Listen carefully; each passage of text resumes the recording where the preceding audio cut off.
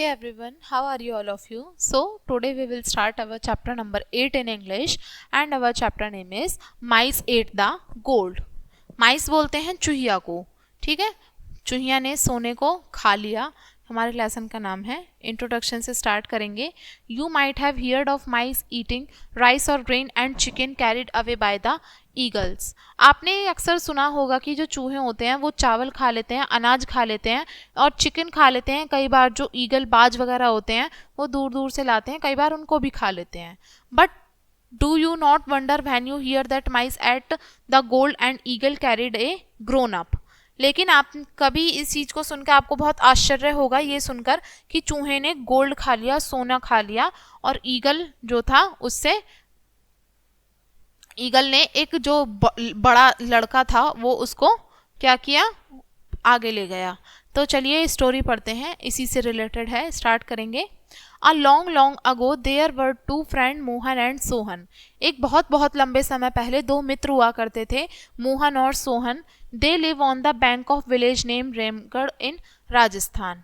वो लोग एक गांव में रहते थे, गांव के किनारे पे रहते थे। गांव का नाम था रामगढ़, राजस्थान में था ये।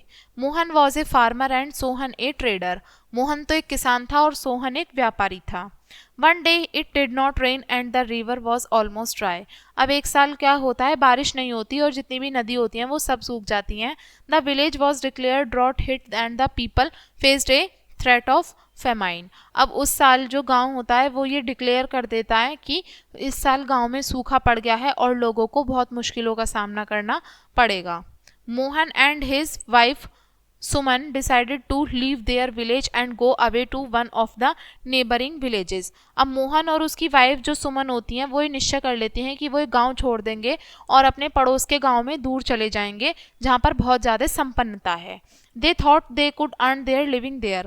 उन्होंने सोचा कि वो वहीं पे अपनी आजीविका चला लेंगे। अचानक से सुमन को याद आता है अपनी ज्वेलरी के बारे में जो कि that her family had given her at the time of her wedding. Suman को याद आता है कि उन सभी ज्वेलरी के बारे में जो कि उसके परिवार ने उसको शादी के समय दी थी। I won't be safe if we take the jewel with us while we go in search of a place to start life afresh.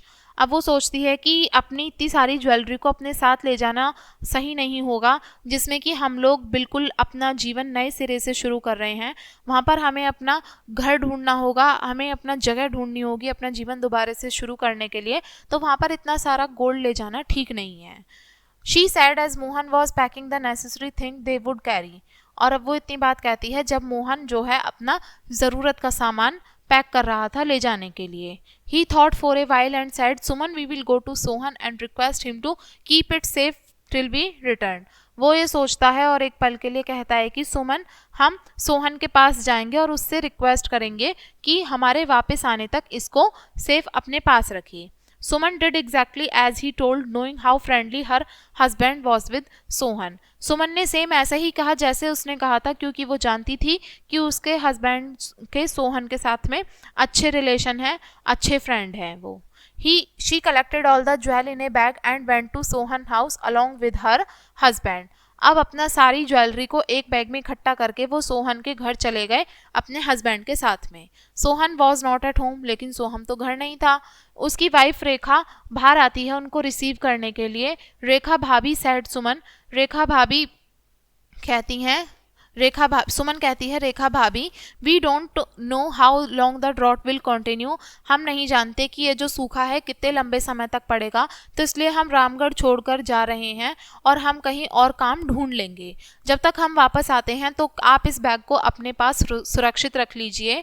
It contain all my ornament we don't want to carry with us. इसके अंदर वो सारे आभूषण हैं जो मेरे हैं, सारे हैं और मैं इसको अपने साथ ले जाना नहीं चाहती। We shall take them back when we return. और हम यह आपसे आकर वापस ले लेंगे जब हम लौट कर आएंगे।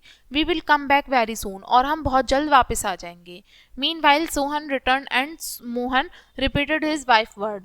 और जैसे ही सोहन लौट कर वापस आता है मोहन अपनी वाइफ के जो शब्द हैं उन्हीं को ही दोहराता है। Don't worry my friend, they will be safe as, he assured Mohan and Suman. चिंता मत करो मेरे मित्र, ये सभी हमारे पास सुरक्षित रहेंगे। इतना कहकर वो मोहन और सुमन को आश्वासन दिलाता है। अगले दिन क्या होता है, वो अपने पड़ोसी गांव कोटा के लिए निकल जाते हैं। मोहन डिसाइड करता है कि वो वहां पर एक दुकान लगाएगा। They stayed at the back of the shop so that Suman could land A helping hand.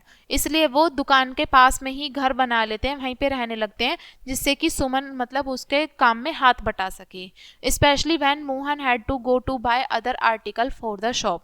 उस समय जब मोहन दुकान के लिए कोई भी सामान लेने बाहर जाएगा तो वो पीछे से दुकान को संभाल ले, इसीलिए। Before they realise it 1 year had passed. अब इससे पहले उनको अंदाजा होता है 1 साल बीत चुका था पूरा। People returning from Ramgarh brought news that village had received some rain and drought condition had improved।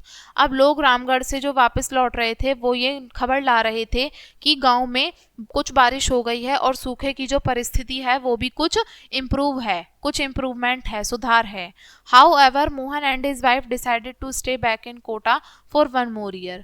अब इस तरीके से मोहन और उसकी वाइफ ये निश्चय कर लेते हैं कि वो दोबारा से कोटा में ही रुकेंगे 1 साल के लिए और। By the year end, Mohan managed to find a buyer for the shop and then Suman set out for Ramgarh with much expectations। अब उस साल के आखिरी में मोहन जो होता है एक खरीदार लेके आ जाता है अपनी दुकान को बेचने के लिए, और सुमन जो है रामगढ़ के लिए अपनी उन्हीं इच्छाओं के साथ वापस चल देते हैं। Suman during the 2 year when Mohan was away had become greedy and the news of return of his neighboring was not a good for him।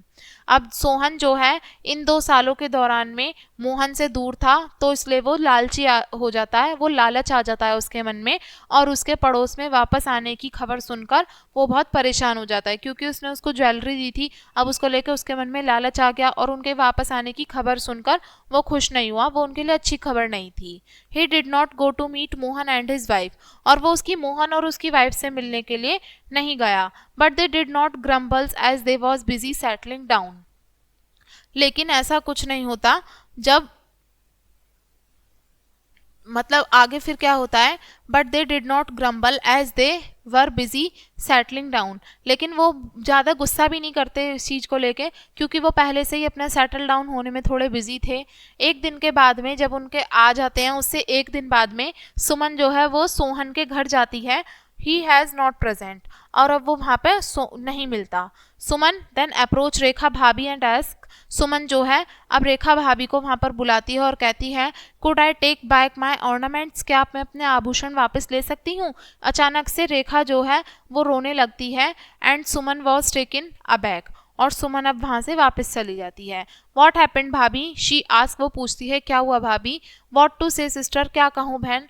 भाभी स्टॉप योर वेलिंग, अपना रोना बंद करो, अपने आंसू पूछो। और वो थोड़े मतलब दुखी से आवाज में बोलती है, sister the ornament bag was eaten by mice, जो आभूषण का जो थैला था वो चूहे खा गए।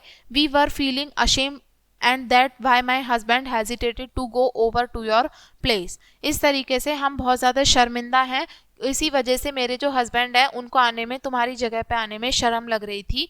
सुमन kept herself cool and went back and waited for Mohan to come back from the farm to tell him about the loss of her ornaments। अब सुमन अपने आप को थोड़ा शांत रखती है और वो वापस चली जाती है और मोहन के वापस लौटने का इंतज़ार करती है कि मोहन खेत पर से वापस लौट कर आएगा तो उसको जो उसके आभूषण खो गए हैं उनके बारे में बता सके।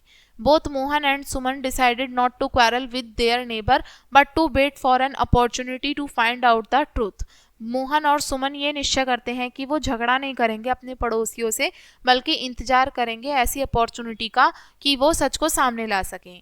Mohan did not call upon Sohan for some days. Mohan जो है सोहन को कुछ दिनों के लिए नहीं बुलाता। One day he went to Sohan who showed smile to see him after 2 years। अब एक दिन जब वो सोहन के पास जाता है तो वो उसको देख के स्माइल करता है 2 साल बाद भी जब वो उसको देखता है। मोहन कहता है, may I make a request brother, क्या मैं तुमसे एक रिक्वेस्ट कर सकता हूँ भाई। Sohan appeared very eager to oblige. अब सोहन जो होता है वो थोड़ा उसका देखने का तरीका थोड़ा बदल जाता है। वो कहता है, tell me friend what can I do for you, बताओ मेरे मित्र मैं तुम्हारे लिए क्या कर सकता हूँ। Suman is unwell and I have to go away for a night, could you send your son to guard to farm till I come back. अब वो कहता है कि सुमन की तबीयत ठीक नहीं है और मुझे एक रात के लिए दूर जाना है, तो क्या तुम अपने बेटे को मेरे घर पे देखभाली करने के लिए मेरे खेत में देखभाल करने के लिए भेज दोगे जब तक मैं वापस ना आ जाऊं। Sohan had no objection and sent his little son along with Mohan. अब सोहन को कोई ऑब्जेक्शन नहीं होता और वो अपने छोटे बेटे को मोहन के साथ भेज देता है। He took the boy to one of the relative and ask him to stay there. वो अपने बेटे को अपने एक रिश्तेदार के साथ भेज देता है और जहाँ पर वो उसको रुकने के लिए वहाँ पर कहता है। The boy was happy as there were children to play with him. अब जो लड़का होता है वो बहुत खुश हो जाता है क्योंकि उसको वहाँ खेलने के लिए बच्चे मिल जाते हैं अपने साथ के। Mohan too stayed away for a night and day. Mohan भी जो था एक दिन के लिए और एक रात के लिए भी अलग रहा था, दूर रहा था।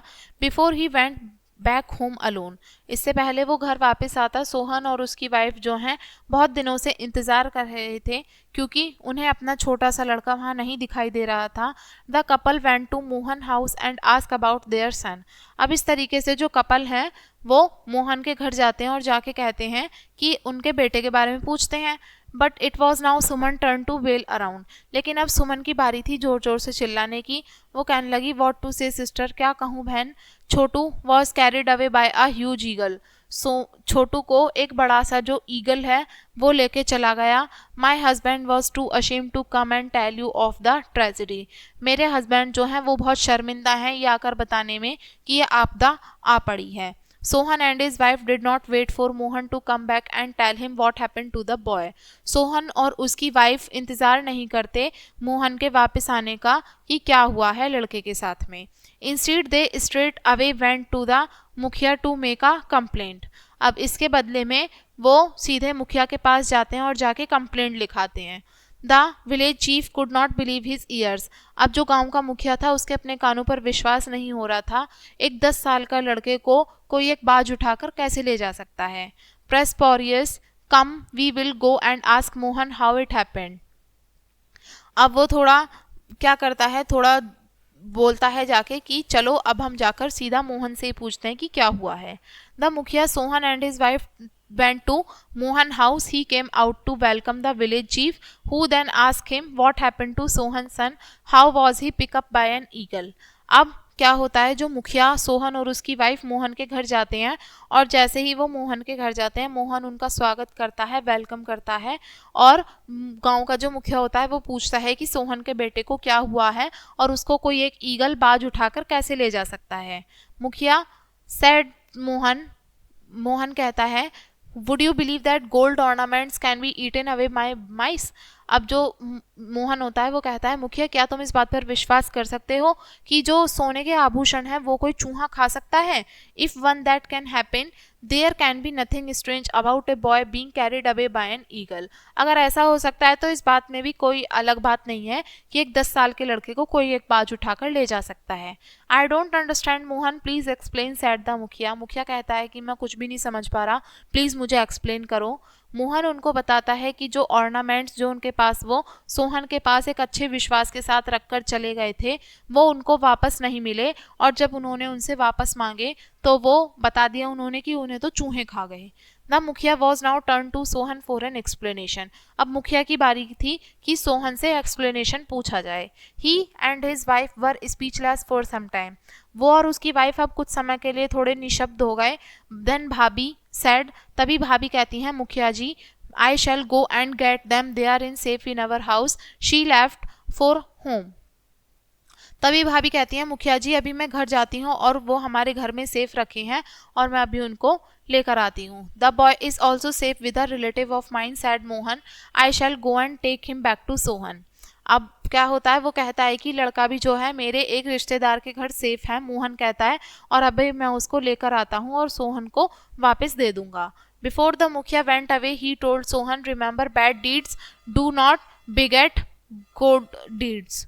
वो कहता है कि मुखिया वहाँ से जाते हुए कहता है वो सोहन से कि याद रखो बुरे कर्मों का फल हमेशा बुरा ही होता है, अच्छा नहीं होता। ठीक है, तो ये था हमारा लेसन एंड आई होप आपको लेसन समझ में आ गया होगा। चलिए अब इस लेसन के वर्ड मीनिंग देख लेते हैं। वर्ड मीनिंग में हमारा फर्स्ट वर्ड है ऑलमोस्ट। ऑलमोस्ट का मतलब होता है नियरली यानी कि करीब। फेमाइन, फेमाइन का मतलब है यानी कि जब भुखमरी आ जाती है, बहुत ज़्यादा खाने की कमी हो जाती है। नेक्स्ट वर्ड है हमारा ग्रम्बल। ग्रम्बल का मतलब है यानी कि किसी को गुस्से में आकर कंप्लेंट करना। वेटिंग, वेटिंग का मतलब है इंतज़ार करना किसी चीज़ का। फिर अगला शब्द है हमारा प्रीपोस्चरस, प्रीपोस्चरस, अटरली एब्सर्ड और रिडिकुलस, यानी कि रिडिकुलसली। नेक्स्ट वर्ड है अशेम्ड, अशेम्ड का मतलब है गिल्टी महसूस करना या फिर एम्बेरेस महसूस करना।